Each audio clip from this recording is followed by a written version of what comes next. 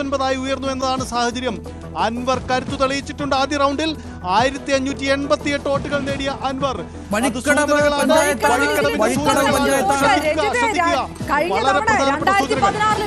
വോട്ടിന്റെ ലീഡ് ഉണ്ടായിരുന്ന അൻവർ കഴിഞ്ഞ തവണ അത് 35 ചുരുങ്ങിയതാണ്. അവിടെ നിന്നാണ് അൻവർ ഈ 1500 വോട്ട് പിടിച്ചിരിക്കുന്നത്.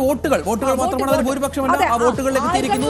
419 വോട്ടിന്റെ ഭൂരിപക്ഷം ഈ തുടക്കത്തിൽ വഴിക്കടവ് പഞ്ചായത്തിലെ വോട്ടെണ്ണുമ്പോൾ ഷൗക്കത്തിനുണ്ട് എന്ന് പ്രധാനമാണ്. രഞ്ജിത്ത്, അപർണ, ഒരു പ്രധാനപ്പെട്ട കാര്യം കൂടിയുണ്ട്. ആദ്യ റൗണ്ടിൽ UDF-ന് പ്രതീക്ഷിച്ച ഭൂരിപക്ഷത്തിലേക്ക് എത്താൻ കഴിഞ്ഞു സാധിക്കുന്നില്ല, സംശയമുണ്ട്. അത് നല്ല സൂചനയല്ല UDF-നെ സംബന്ധിച്ച്.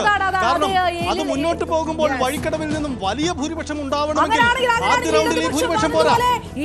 ഇപ്പോൾ ഏറ്റവും പുതിയ കണക്ക് എം സ്വരാജ് 79 വോട്ടുകൾക്ക് മുന്നിൽ. UDF-ന് നല്ല സൂചനയല്ല.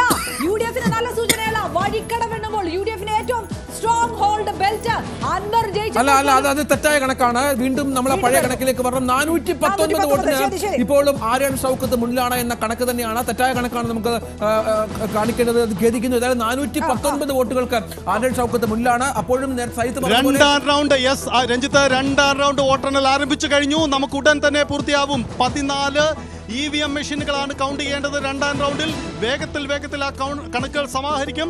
അതിനുശേഷം ടാബുലേഷൻ പൂർത്തിയാവേണ്ടതുണ്ട്. വരുന്ന ഒരു 3 മിനിറ്റിനുള്ളിൽ നമുക്ക് രണ്ടാം റൗണ്ടിന്റെ ഫലം കൂടി എത്തിക്കാം. 419 എന്ന ഷൗക്കത്തിന്റെ ലീഡ് നിലയിൽ എന്ത് മാറ്റമുണ്ടാകുമെന്നത് പ്രധാനപ്പെട്ടതാണ്. കാരണം വഴിക്കടവ് പൂർത്തിയാവുന്നതിന് മുമ്പ് ലീഡ് നില ഉയർത്തിയേ UDF-ന്, അല്ലെങ്കിൽ അത് പ്രധാനപ്പെട്ട കാര്യമാണ്.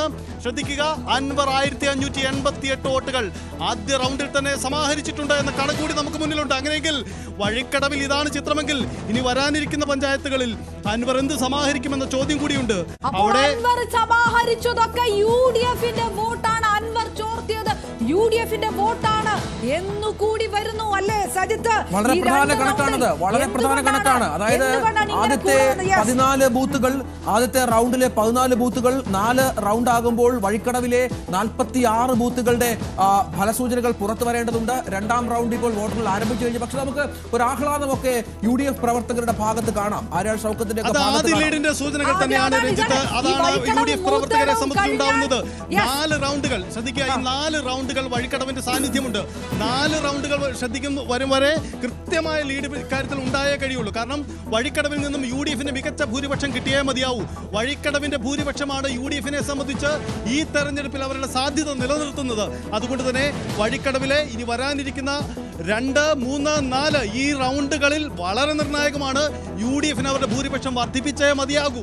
അല്ലെങ്കിൽ പ്രതിസന്ധികൾ പലതുണ്ട്. രഞ്ജിത്തെ, വഴിക്കടവിലെ ഇടതു മുന്നണി പോലും UDF-ന് വെച്ചിരിക്കുന്ന ഭൂരിപക്ഷം 1500 അപർണ 9572 വോട്ടുകളാണ് വഴിക്കടവിൽ കഴിഞ്ഞ തവണ LDF നേടിയത്. 10381 വോട്ടുകൾ UDF-ന് ലഭിക്കുകയും ചെയ്തിരുന്നു. വഴിക്കടവിൽ കഴിഞ്ഞ തവണ UDF-ന് നേരിയ ഭൂരിപക്ഷം ലഭിച്ച ഒരു പഞ്ചായത്ത് കൂടിയാണ് എന്ന് മനസ്സിലാക്കണം. അൻവർ ഇഫക്റ്റിന്റെ ഇടയിലാണ്. അൻവർ ഇഫക്റ്റിൽ ഉണ്ടാക്കിയ ഭൂരിപക്ഷമാണ് UDF. എന്നിട്ട് പോലും 1500 ഭൂരിപക്ഷം. LDF പറഞ്ഞ 1500 ഭൂരിപക്ഷമെങ്കിലും ഈ